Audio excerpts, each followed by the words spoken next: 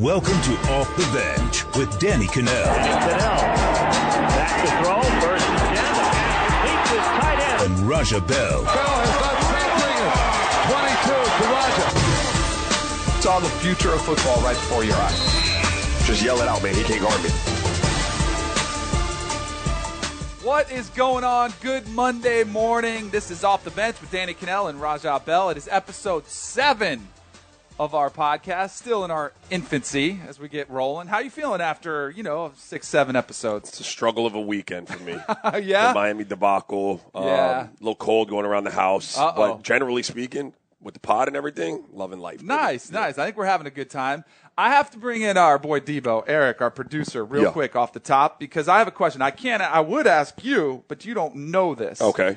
So I know Eric follows me on Twitter. You're not on Twitter, No. so you can't answer this question. But I'm fully aware that I have strong opinions on there. I go back at people. Yeah. Some people say I can be a little annoying on Twitter. So just to be honest with you, from a young person's perspective, you see everything I tweet out there. Yes. I think there are two people. I think there's real life Danny, and then there's Twitter Danny. Correct. Is Twitter Danny a jerk? Well, in your bio, you say, I'm not as annoying in person. Right? Yeah, yes, that is true. Yeah. That's as clean as I could put it, too, because I think there's other words, and I've been accused of other words on Do you Twitter. just are you like a troll on No, Twitter? see, Are you I doing don't it for think- effect, or do you just No, I think I'm much more abrasive, and I like to go at it with people. 'Cause Right. to me, I see it as like one big locker room. Okay. And you know how it is in a locker room when you're just talking trash. Yeah. You'll go at people, but sometimes that can easily get lost in translation when you can see a smile on my face if I'm coming at you, or we're Yes. ripping on each other for clothes, and then you throw in the flames and flammable combustion of college football fans. And then they don't think it's so funny when you're coming at their team. Yeah. What's your take on it, bro? Because I don't watch it. So what's your take? You're opinionated, but you're not like we said last week, Dustin from Tennessee, who's going at you in the DMs and cursing at you. Right. You're not abrasive about it. You're just opinionated. Right. But it can be a little bit I don't know annoying. if I was an Alabama fan. I don't know if I would Right. feel differently. I can tell you for the majority of Alabama fans, they hate me. So if we go on the road with this show anywhere in SEC country, I'm requesting a security detail, correct? Yes, Right? we probably would need some extra security. But what's funny is that a lot of people, once they heard me on the radio show and even now with the podcast, they're like, and I'm not trying to stroke myself or anything, but they're saying, oh, I like you better when you talk than when you're on Twitter. So because there is, I think I have fun with this, and I love talking college football. You like the banter. You like the back and forth. You Yeah, like the, for sure. I hear you. I want to make sure everybody knows it's in good fun. Sure. There's never, I don't want anybody to get screwed. I don't want Alabama to get screwed. I don't root for them to lose. I truly want what's best for college football. I think this would help people to know. Do you believe everything you post on Twitter? I do. I really do. I will never say, that's what I get accused of, being Skip Bayless, and I can't stand. That one makes me really irritated, because I think there are some arguments that are generated just for debate. So, Right.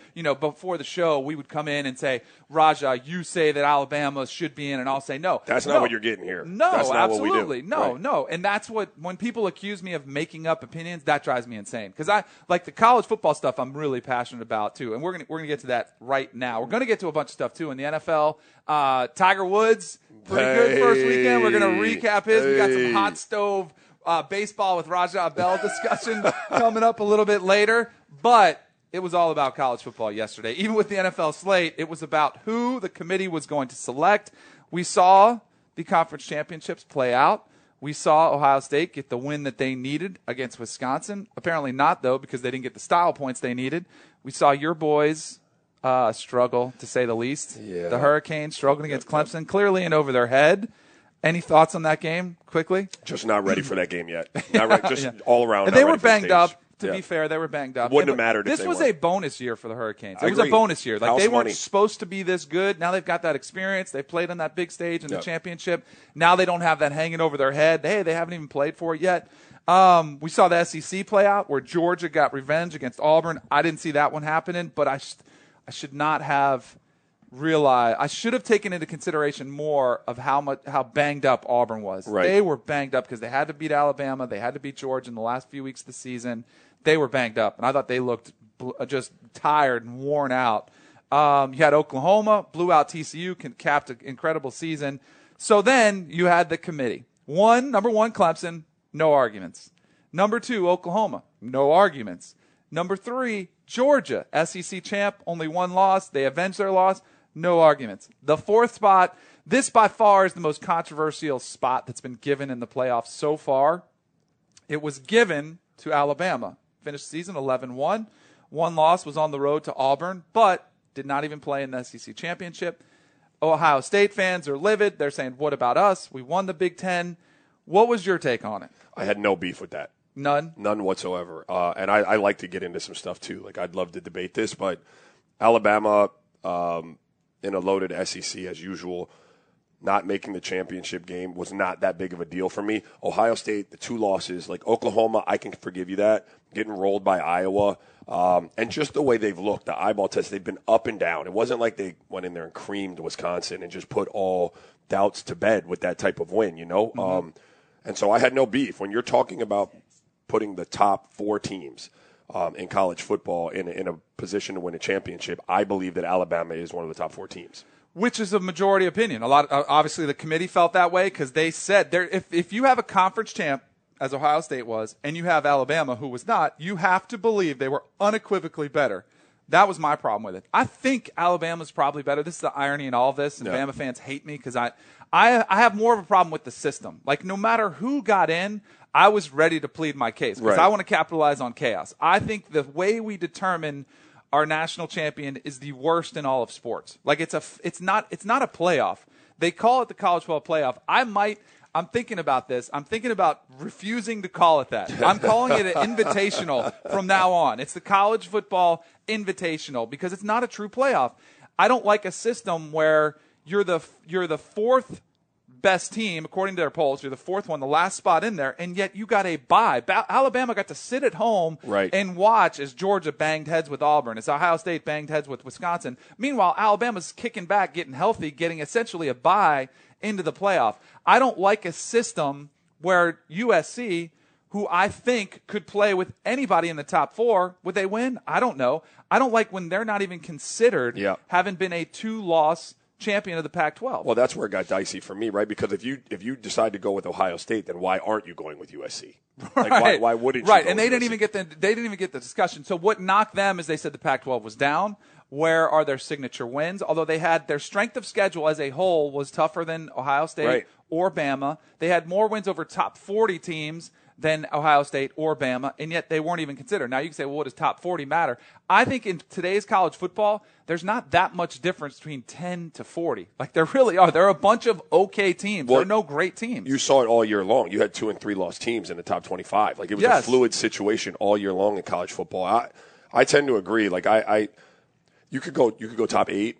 You could even go top 10 and give the top 2 teams a bye. Yeah. And you know what I mean? Like, there are any number of ways you can do it. But what I really do believe is, having watched, like, to your point, Auburn, who was banged up, Miami, who was banged up, like, when you're doing these conference championship games, give the kids a week rest. Mm-hmm. Give them a whole week. Let the coaches prepare.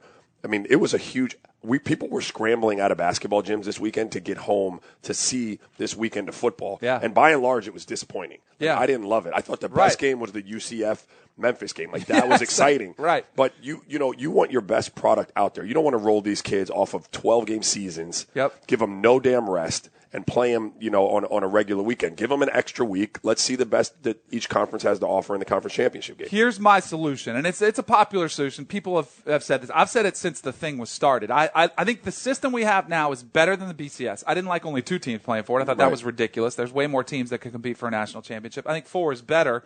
But I think what I want to do is take it out of a committee's hands, who sit there and basically say this is a beauty contest. Let's pick the 4 teams we think are the prettiest, and go to playing it out in the field. So you've got 5 Power 5 conferences. Somebody gets screwed every year. That's messed up. This time it was 2 conference champions got screwed. Go to the 5 conference champions. They get automatic bids. They're in, and then have 3 wild cards. The committee can still do this thing which makes them feel important, and they can have an impact on college football. They select the 3 teams. Then you could have Bama gets another chance because they're a really good team. Then you could have UCF, who ran the table as an undefeated group of 5. They get a chance to play for it. Then you could have a Penn State or any other team that's out there that's not a conference champion that is deserving and probably could compete with all these teams. I don't know why it doesn't get more consideration. I do, because the powers that be, they're stubborn. They like the control. I hate the fact that people say, oh, the debate, the controversy, it's good for college football. Yes, it's good for us. We get to talk about it and it creates discussion. But how does Ohio State feel right now? It's not good for Ohio State. How USC. did Penn State feel last year when they got left out? Because I thought they got screwed. How does it feel for USC as they're sitting at home watching, getting ready to play? It sucks for them. Yeah, it's great for us, but it sucks for the players. I want to get it to as much as we can to a real playoff because it's not now. It's an invite. It's an invite-only tournament. Yeah, that's tough, man. Like basketball, 60-some teams get a chance to which is too many. It is. It's too many. But, I mean, you can't even argue with the, weekend. The problem with football is you couldn't do it in the amount of time that basketball does it in. Like, basketball rolls it out, and they get it over with quick. Football, you would need the rest. So there have to be less teams. But the point is, there can't only be 4 group of young men that work all year long to chase this dream that actually get an opportunity to play in it. And for the most part, it's subjective. Absolutely. That's is. Too much. That's the problem. So 8 is the perfect number. I wouldn't want any more. And to your point, I think there's plenty of time where you could space them out because I get it. I've talked to Urban Meyer. I've talked to other coaches, Nick Saban, coaches that have been there and run that gauntlet when you get to 14, 15 games. It is a grind. There is plenty of time to space it out. You could give them a week before the conference champions. Right. You could give them more time. They have 3 weeks off now before they play. There's plenty of room for another game to give them time off in between there and still play one more game. Plus, I think you could eliminate a regular season game. Yeah. Why schedule these cupcakes? Let me give you the 3 lies, the biggest lies that the committee in college football is going to tell you. 1, the regular season matters. It doesn't. And the proponents of 4 will say, oh, if you expand, it'll kill the regular season. It's not true. It would still be more compelling if you had more teams late in the season making a case for those 3 wild card spots. It would be more compelling. The regular season obviously doesn't matter because Alabama just played. They lost. That loss doesn't matter. It's not significant.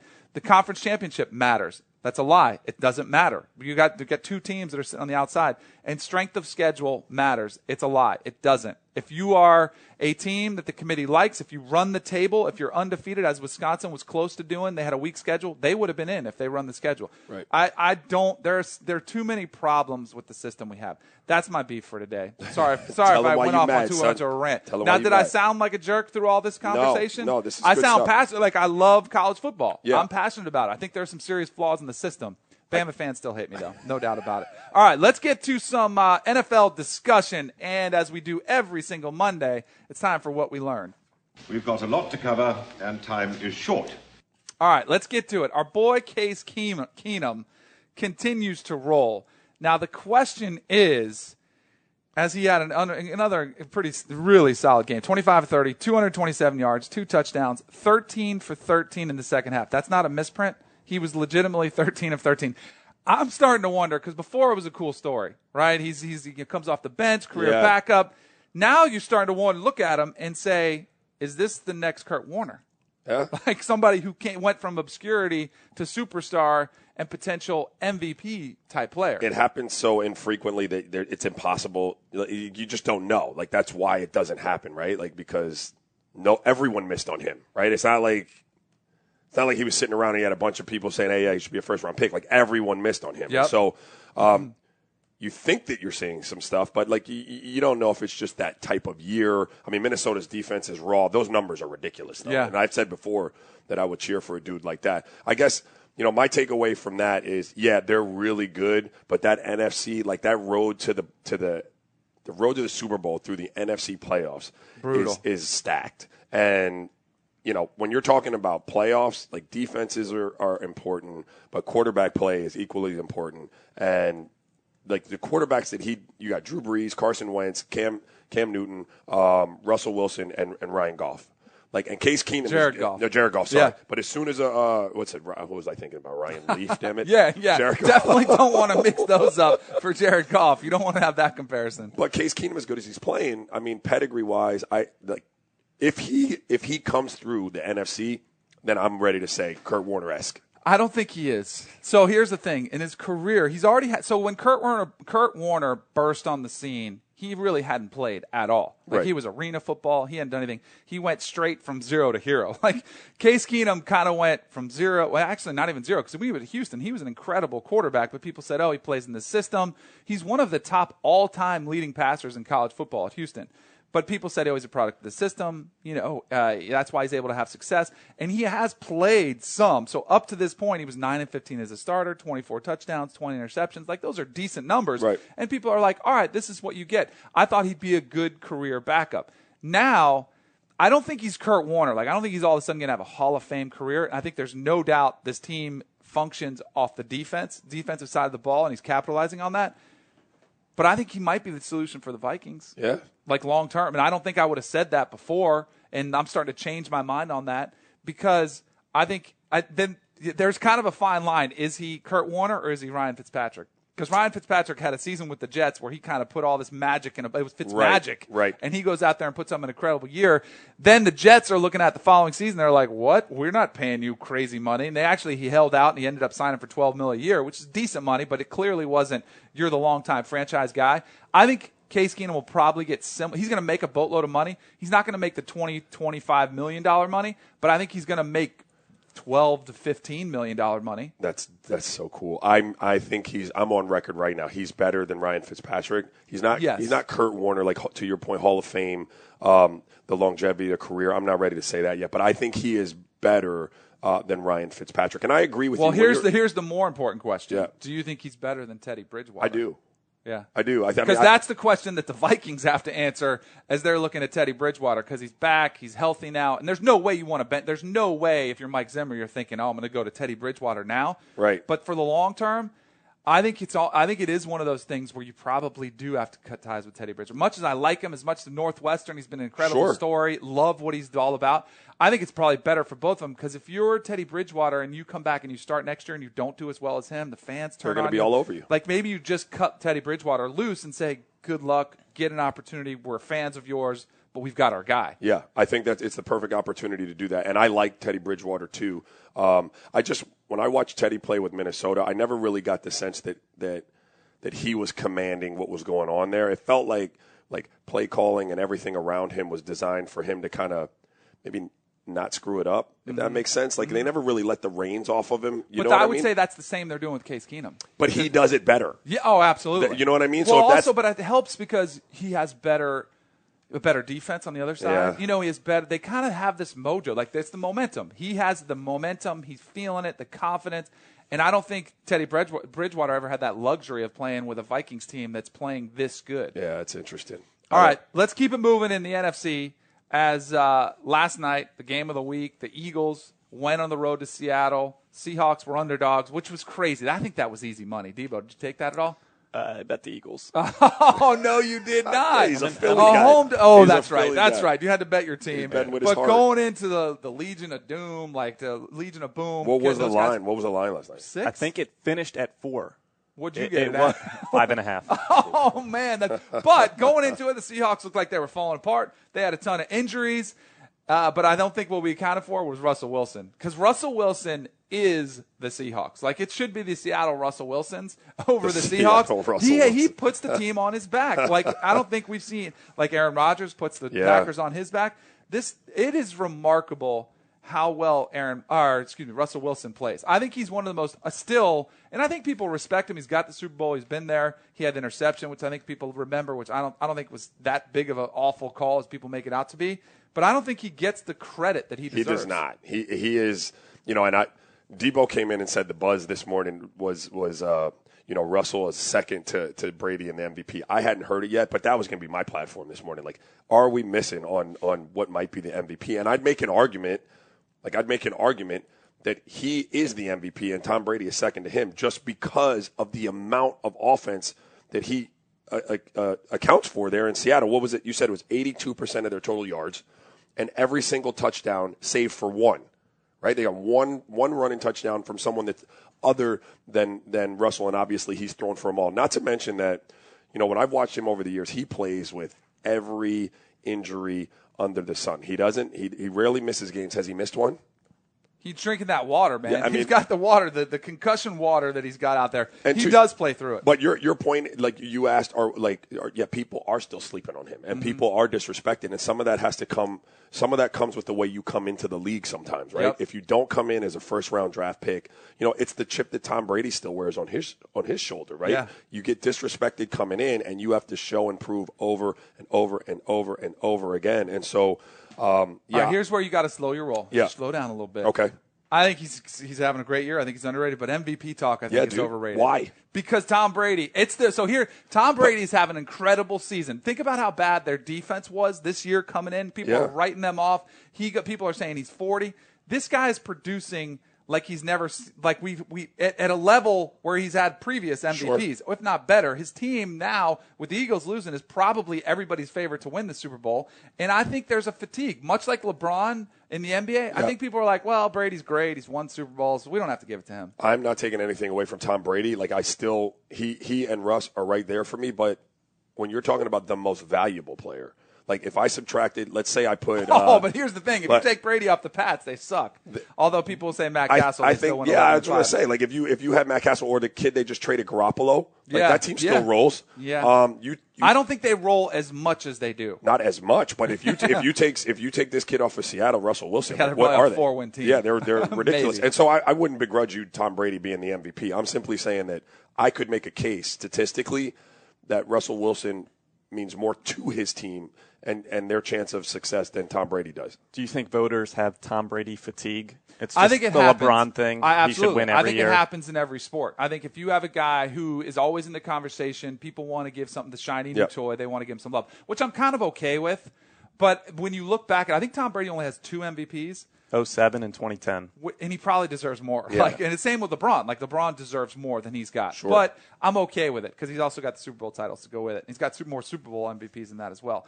All right, let's get to something that was a little more controversial. We talked about Tom Brady's Patriots, how they're still lighting it up, had another win.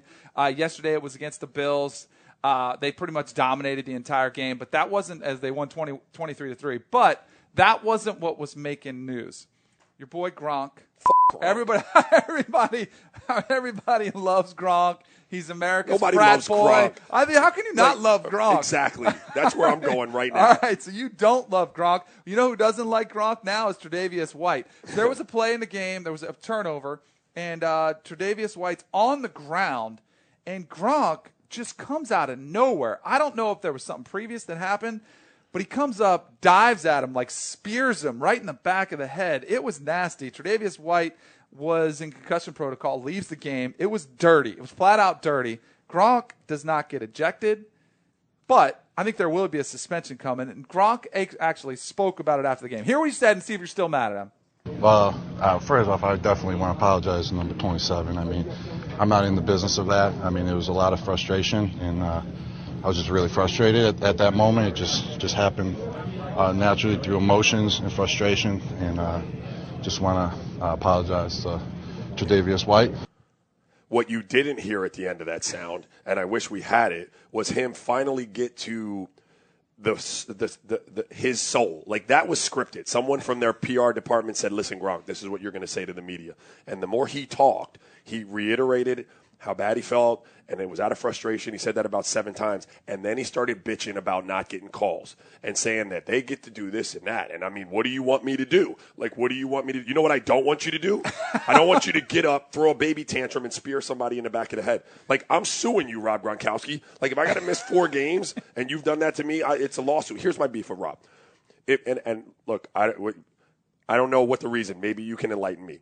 Why would, if this was someone else, he be a thug? There's no place in our game for that, immediate ejection. And Rod Gronkowski is like the lovable frat guy, meathead. Why is that okay for Rod Gronkowski to do? Why does he get this like pass? Why is 69 such a funny thing when Rob Gronkowski is saying it in every press conference, and it's sexual harassment when someone else might do it? Like, why is that? I think there's something to do with it. He's a white superstar and everybody kind of loves him. I think he's been consistent throughout. Like, he comes in, he plays it off as this dumb, and he's not the brightest cat in the world. He sounds dumb. Yeah, and he probably is. I think he's been consistent throughout. My counter to that would be Marshawn Lynch is kind of the version of that as a black player. True. Because he's a guy who kind of has this MO. An idiot also. Yes, Like- they both are. But I think they both should get more criticism than they deserve. And I don't like with Gronk, what he does, I think, is for the most part, is pretty funny. I think Marshawn Lynch is, for the most part, it's kind of funny, but the act gets old after a while. And this one, I think the NFL is going to be in a really tough spot. I think it's pretty easy. I think they should suspend him for at least a game and maybe 2. This is egregious, but they probably won't because they're looking at the Pats and saying, hey, they can make a playoff run. That's ugly. They have to do one game. They have to, because this was player safety. And if I guarantee you, the NFL, 70% African American. If they don't, and players are still looking around saying, is there a double standard? Yeah. I don't care if he's the fun, lovable, frat boy guy who likes to party.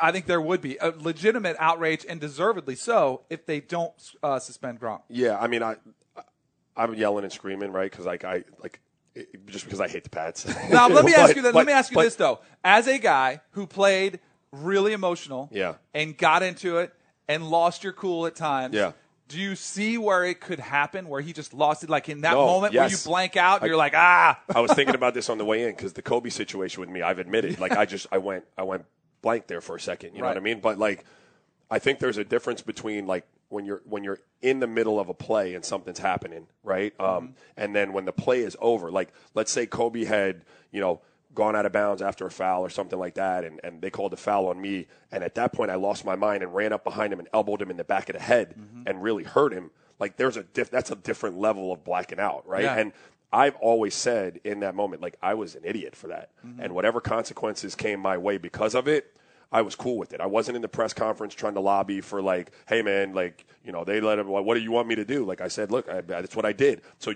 when you do that and you play like that, you must be okay with what comes your way because of that.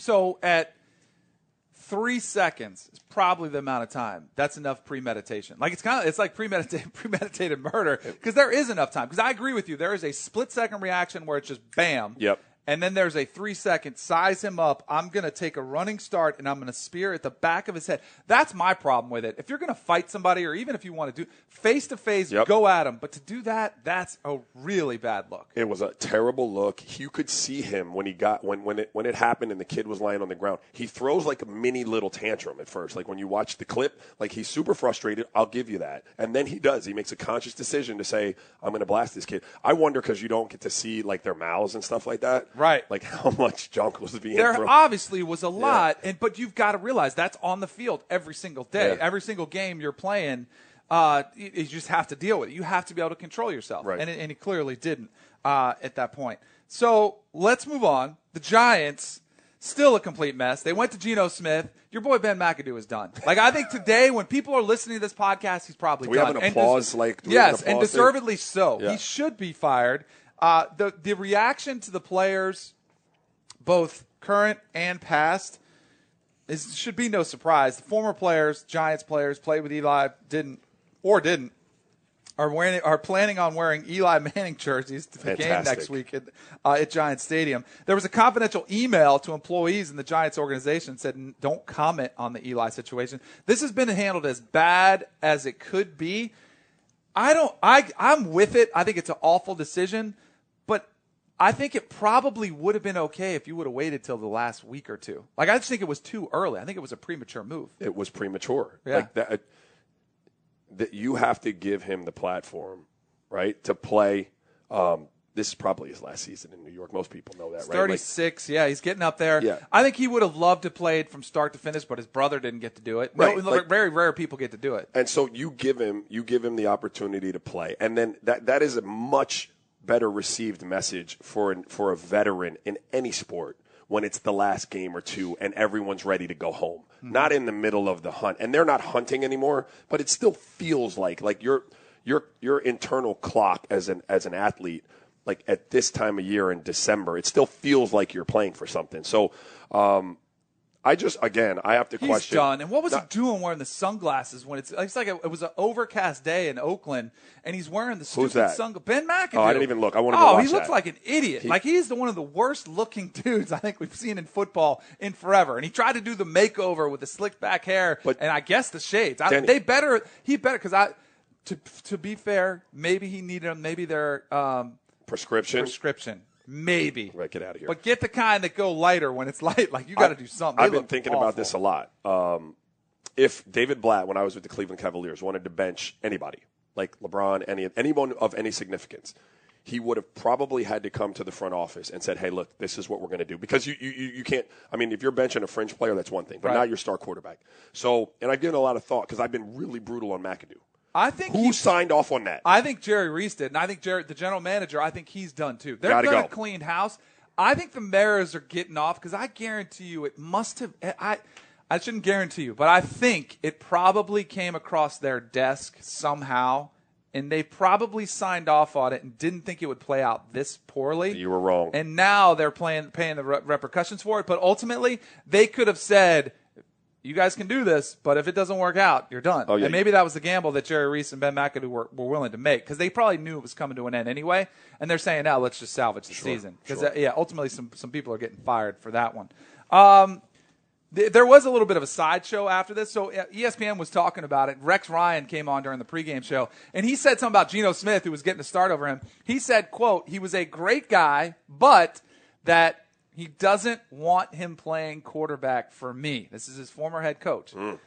Geno Smith responded, said, I did see one of my ex-coaches say he didn't want me to be his quarterback. That really upset me. Geno said, eventually naming Rex Ryan, the guy that we saved his job in 2013. We fought our ass for him for both years. For him to come out and say that shows how much of a coward he is. Love it. I'd say good for Geno Smith for calling him out. And it's one, if you want to be opinionated, like I'm sure ESPN loves that Rex Ryan's willing to say this. I don't love the fact that he sold him out as hard as he did. I don't want him to be my quarterback. Right. Like, there's a diplomatic way to say, he's not average. the answer. Yeah, right. something. There's a way to say it better than I don't want him playing quarterback for me. Yeah, I'm always going to be pro athlete in this, and I love because back when I played, we did not have the forum to go back at TV personalities or beat writers. Like, the message was all theirs. Yeah. And so I love the fact that guys are able to do that now and not afraid to do it and that it's accepted because I agree with you. You can say that in a million different ways if you're Rex Ryan. Yeah. And you do not have to – look, man, most guys, unless you've had a falling out with the coach, when you fought and scrapped for 2 years with the guy, there's a respect level there. Unless, again, you've had a personal beef. You don't throw one of those soldiers of yours under the bus like that. Yeah. That's a bad look. That was uncalled for. Good for Geno Smith for speaking up on it. The college coach carousel continues to whirl as fast as we've ever seen it. Tennessee still waiting for a head coach. They're trying to figure that out. Florida State is now in the position of looking for a head coach as Jimbo Fisher. Everybody's because the Florida State fans are obviously hitting me up saying, can you believe he left? 75 million reasons to go. I would have coached at Kansas, one of the worst programs in college football. I said, go ahead and do it. I think it's a gamble for Jimbo, but it's going to find it. He's secure for life. He's getting a new clock to start at College Station. I think it's best for both parties. I think Florida State is in a better position because they had a $40 million buyout with Jimbo. If he has another bad year this year, next year, they can't do anything. He has them over a barrel. If they want him to fire some of his coaches, he has them over a barrel. So they were really in a bad position with Jimbo. So I say good luck to Jimbo. Move on. Florida State is a position where they can hire anybody they want. Willie Taggart, there's discussions there with Oregon. Justin Fuente at Virginia Tech. I know they've had talks about James Franklin. Debo, you worried about that? Penn State guy? No? You're not worried about him leaving? Or are you, if he does leave, you're okay with that? I would welcome him leaving. Oh, man, taking shots at James Franklin. So it's I think both parties are in a good spot. The crazy one, I think one of the crazy, maybe not covered so much, was during the SEC championship game, as Georgia's playing Auburn, they're discussing Gus Malzahn's future at Auburn. Wow. He's this close to playing for a national championship, playing for an SEC championship, and there's discussions of him leaving to go to Arkansas because he's from there. Yeah, I don't love all this negotiating and taking jobs, and I don't love it all while we're still playing. I don't know what the answer to that, but I don't love it. I got to be honest with you. Like Scott Frost, the news broke while I was in the car during the damn game, during the UFC Memphis game that he took to Nebraska. That's not good. So were you mad that the news broke during the game? Because there has been outrage at Brett McMurphy and at ESPN for doing it during the game. Yeah. Where's the outrage at Scott Frost for taking the deal before the game? I'm outraged at the whole process. Yeah, I am too. That we're negotiating these deals while these these coaches are invested in another program's future and They're- chance they're- to win something. I think we got into definitely the wrong business because we should have been either A, coaches, Right. specifically football coaches, looking at these 50, because Gus Malzahn's getting a $50 million deal to stay at Auburn. Jimbo, we said $75 million. But you know what we could have been with a lot less pressure? As an agent for these coaches. Because there's a handful, there's 3 or 4 that hold almost every single major coach. One of them has Jimmy Sexton has over 100 clients that are head coaches and coaches in college football. So he's playing the cards to perfection, and he holds all the cards. Like, he knows where they all want to go, where they lean, and he hijacks these universities for more money, and they're nervous because they don't want to lose their coach, and he's just sitting there laughing, collecting. Just collecting and shuffling pieces around the board. Yeah, it's crazy. The Malzahn thing, I think, was probably real. I think you've been crazy to go from Auburn to Arkansas. It's a much worse job. Yeah, that's a back. But, if you could have got – maybe he was trying to get the $75 million deal, and still he gets $50 from Auburn Is with better Arkansas talent. money that deep? Supposedly there is. So reportedly they offered more than $7 million per season. So they obviously had a lot of – that would have been – that's the new rate. Like, Jimbo's getting 7.5. Saban's already getting 7. The problem is I think you're overpaying for all of them. Yeah, if it would have been more than $8 million, maybe. But like when you're talking about you're giving me 7 or 7.5, I'm going with the better job. Oh, 100%. You know what I mean? I think you'd be smarter to go 6 or 5, like whatever it is, because you'd have a better chance to succeed and be there longer. Although all these situations, most of them ironically in the SEC, there is no job security. Like, I know Jimbo's money is guaranteed, but how is that going to roll out and they just fired Kevin Sumlin for giving you 8 wins every season, which is pretty good at Texas A&M. They haven't had that type of success in 20 years, and they ran him off. What if Jimbo comes up short in 2, 3, 4 years, and they're stuck with him for 6 more years? What do you mean, what if? It's going to happen. You're going to come up short just because you're not Absolutely. going to get the type of player out there in College Station that you got at Florida State. You are not. Agreed. I'm really happy for my man, Herm Edwards. He gets the opportunity to go to Arizona State. I think it's the perfect situation because they're going to keep their offensive and defensive coordinators. They're getting mocked online, Arizona State is, because they put out this release and said we're going to go with more of a general manager type situation where Herm's going to run the program. We still have the pieces in place, and we're going to have these different layers of authority. And they're getting mocked for it, but I think it could actually work. Why creativity, man? Like thinking outside the box, trying to figure it. Just because something has been the norm for however long doesn't mean that it's the best and most efficient way to do it. So I got no beef with trying it. The only pushback I have, and it may not even come to play in Arizona, is if there's some kind of personality conflict and Herm winds up not really getting along with those. He's one of the most likable dudes. Like, he can get along with anybody, So but you never know in the heat. Like, hey, I want this offense to look this way. I want to call my plays this way if there is that back and forth. But Herm's like a really good people person. You know those people that just get along with everybody, and yet you respect them and they have enough authority and leadership to kind of take control. Right. I think Herm's that guy. So I think it'll be just fine. What's the latest in Lane Kiffin news? Like, what's going on with Lane? Because the Lane train finished the season off with another win. They win their conference. Yeah. FAU is rolling. His name keeps cropping up at some of these jobs that are getting more opinion. What's the latest there, Debo? I think he wants to play Alabama. Oh, yeah? Why is that? Post-game after the conference championship on Saturday after the big win over at North Texas, big moment for the FAU program. Fans there in Boca were chanting, "We want Bama." Here's just a little clip from that press conference. Did you hear our fans at the end of the game? No, you didn't. Did you hear what they were saying?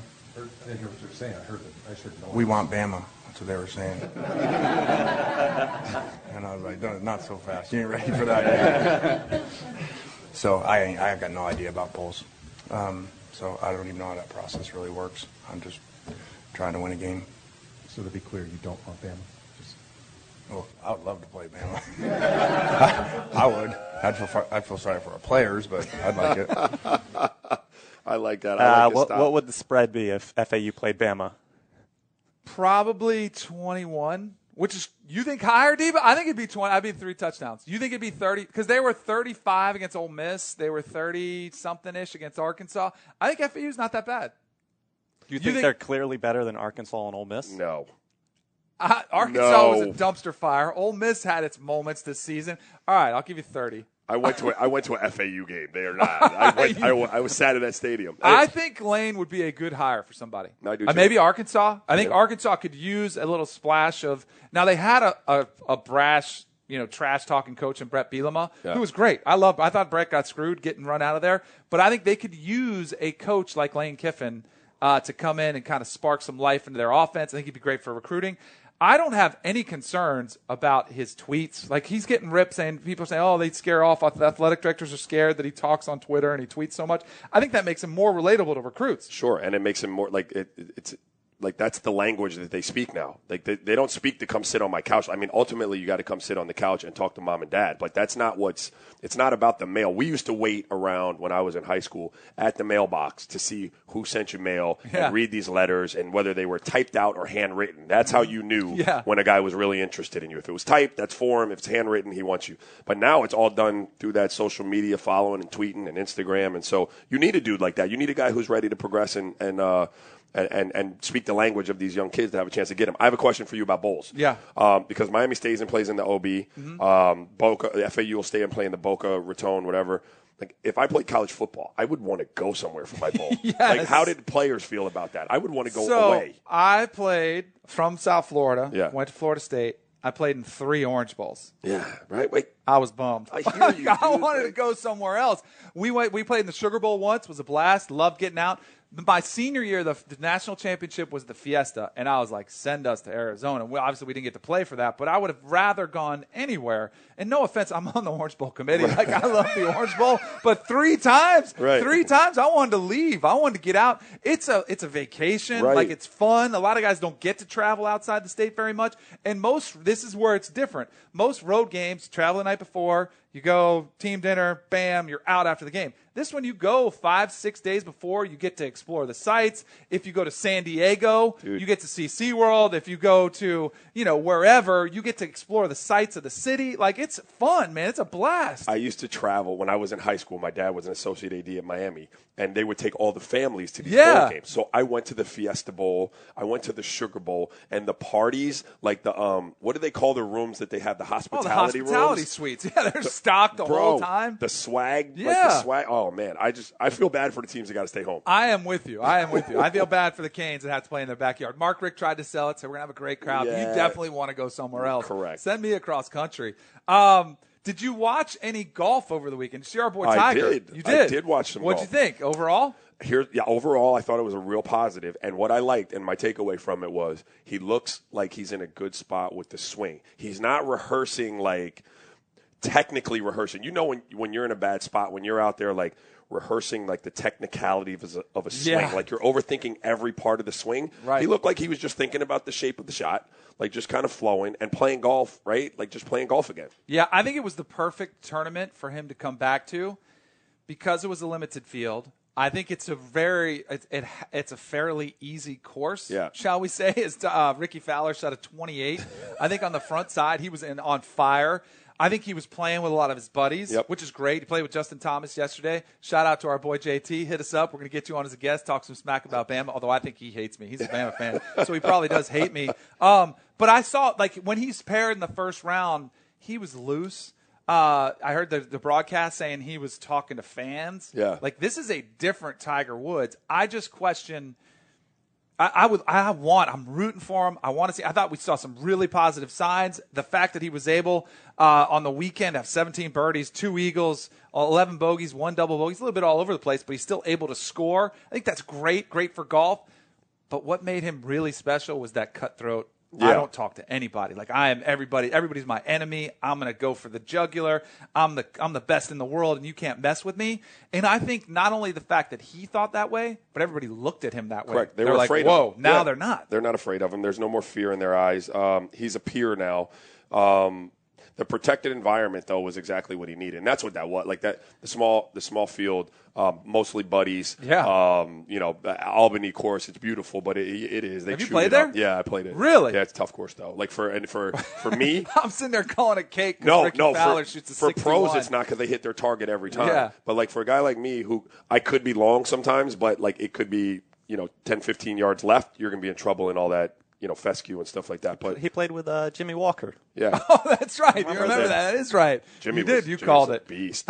But he's going to have to reinvent himself as a competitor because once you start talking and dialoguing and being friends with these guys, even if you tried to get really steely, they still know that's our boy. Yeah, dude. Yeah, they're not going to be as intimidated by it. His next tournament, though, is at the Farmers Insurance Open. It's one of his favorite spots, Torrey Pines. He's played there, won a ton of tournaments there, so he's going to be in another comfortable environment. I think it's great. Said he wasn't hurting at all after the tournament. Perfect. So yeah, let's go Tiger. We're on the bandwagon. My man Joey LaCava is his caddy on the bag for him. Great dude. Yeah. So I don't know Tiger, but I'm rooting for Joe LaCava as well. No, Bones is Phil's old dude. So yeah, and now he's Joey? A broadcaster. Who's Joey? Joey LaCava. That's Tiger Woods' caddy. Is it his old caddy? No, so that was Fluff. He started with Fluff. Yeah. And then he had Steve. I started to hate Steve. Yeah, Steve Williams. Steve went to Adam Scott. Yes. And now he's not with Adam anymore either, is he? Oh, really? Yeah, but remember, he was the highest paid athlete in New Zealand, as the caddy for Tiger. Awesome. And then, but he sold him out and talked about him, so Tiger said, beat it, which I'm good with that. Goofy. Beat it. But now Joey's a great dude. Good stuff. So let's get some topics, Debo. Let's finish it up some fun stuff to finish it off. All right. This got lost in the shuffle this weekend, but college basketball. So Xavier beat Cincinnati, a rivalry in Ohio. Post-game handshake line. Cincinnati head coach Mick Cronin charged at Xavier player J.P. McCurra. This is according to sources. Cronin told him, "You want a piece of me, MFer?" And that's after, during the game, apparently Cronin said that McCurra told him to F off a couple of times. What's your reaction to this? I don't know. I've got multiples. I got into it with a couple coaches in my day. Coaches think they're while you were playing. Yes. Like, why is it okay for you to sit there and yell stuff at me and yell at your players that I can't do this and that, and I can't turn around and say something off color to you? Like, I don't understand. You're a part of this production. You're not greater than any player out there. You're a part of it. But I had a situation in Delaware when I was a freshman at Boston University, and a guy named Pekka Arsic or Pekka Antich spit on me in the postgame line. A coach? No, a player. Oh. Spit on me. That's just throw down right now. He was a European. There's nothing European else. dude. You're just throwing down. He spit on me, and like all hell broke loose for about 3 or 4 minutes in the gym. But I don't even understand why you have to shake hands. Like, I don't understand it. When you've been beat. You're not into sportsmanship? Nah. You're against sportsmanship. Nah, dog, let that ride. Like, we don't need any more, like, flammable moments in a heated, like, battle. Just keep it moving. You beat us, holla. We throw the 2 signs up, and we're out. So you're not into handshakes? Nope. Do your boys handshake in their basketball league? And I tell them all, keep their hands up. Just go through the line like good game. Nope, good game, like good game. keep your damn. Be ready. Be ready to go. Like, yes. Nice. Be ready to go. So you're ready to throw down the because post-game it's just handshake. when you beat, like, our team is pretty Granted, good for fifth grade. it's volatile. You get some trash talk. That's right. And some of these kids are out there cursing and but don't you want them to be able to, like, hey, it's still just sports. Like, hey, let's walk away from this friendly. We all love each other. Look, my kids always line up. Like, we win, lose, or draw, we line up. Yeah. But my message to them is always the same. Like, be prepared. Keep your hands up. My daughter's golf tournaments, I'm not telling her to be ready to throw down with the other little 9-year-olds that are out there. So the handshake line in the hockey playoffs isn't your favorite tradition in sports? It's ridiculous. A lot of people put that on a pedestal. I like it. I think you should be able to walk away and respect the other team. I do too, but unfortunately, like, not everybody subscribes to losing in the same way that you win, right? Yes. And so then Here's the thing. I think Cincinnati's coach Mick Cronin, you got to be a man. Like, not a man to fight. You have to be an adult and be able to say, hey, so what if the guy called me something? Yeah. I got a topic that Debo didn't see. Did you see Sean Livingston get ejected for the ref? No. I want to show you a photo. So the ref, this goes back to your theory that if you're under 6'3", because I don't know how tall the ref was, but the ref was getting in his face and, like, gave him the nod, like the bump in the head, and then Livingston bumped him and gets ejected from the game. And there were a bunch of players tweeting about it saying, we can't have refs who think they're the superstars. Ref deserves to be suspended. I think so, too. I think he should, and maybe he will. He's not a short ref, though, because Sean Livingston's about like 6'7". 6'7". But the ref looked at – do you know who the ref was, Debo? Are you trying to look it up or no? Because it was – I think he was below 6'3". If your standard is 6'3", like, he was definitely significantly shorter. He definitely had the Napoleon Man complex. There's something like to he that. was going at him. No, that was Courtney Kirkland. Do you know your Courtney, boy Courtney? I know Courtney. Courtney's not a bad dude, but they all listen, dude. I'm telling you, and I know I. Well, they're probably tired of these players making a gajillion dollars, and they're still making a couple $100,000 a year. They're the ones with they make a good living. Those refs can make up to like $500,000. Like, really? You ain't playing, mofo. All you're doing is reffing the game. Right, but they want to be stars. Yes. And then you get into it with the dramatic charge calls and the dramatic, effects on the side. Like, I don't love that. Like, you're not supposed to be seen or heard. You're just supposed to kind of blend into the game and not be the story. That's not the approach even though NBA refs will tell you that that's their approach. Right. Whoever's doing that, like their camps and the teaching, that is certainly not their approach. Yeah. It's not. If you haven't seen that picture, visit us at Cannell and Bell on Twitter, and we'll post that to see. Look at our boy Debo promoting the page. We got to get up those follower count. Hit us up, follow us at Cannell and Bell. All right, last one. What do you got for topics? All right, so somehow this one caught a buzz on Twitter over the weekend. Nerlens Noel, a talented player, but not playing much with Dallas this season. During halftime, he went to the media room and grabbed a hot dog. And for whatever reason, people had issue with this, and he had to issue part of an apology. It's ridiculous. On Sunday. I just want to say yesterday's incident with the hot dogs, I just been going harder pregame, lifting-wise, and I got a little hungry.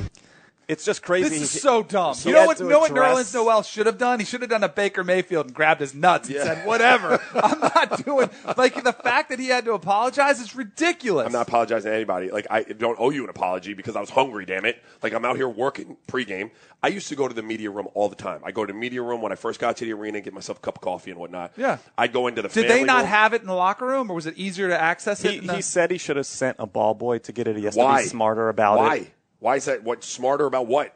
Like, I don't get it. I'm trying to think. Is there an appearance? No, there's nothing. He went to he was hungry and grabbed a hot dog. Were people upset it was a hot dog? Like it wasn't healthy, nutrition? He didn't play. He got a DNP.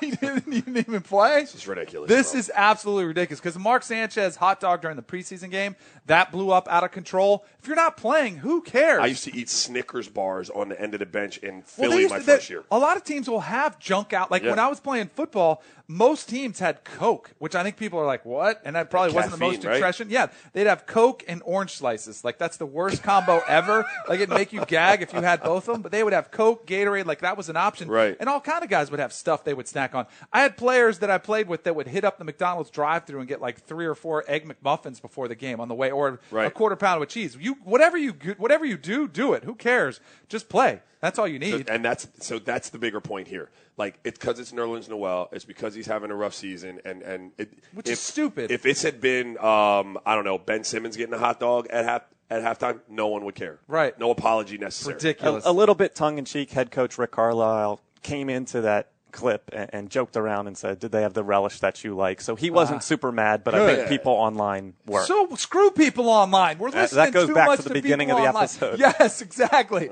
Screw in. people online for that.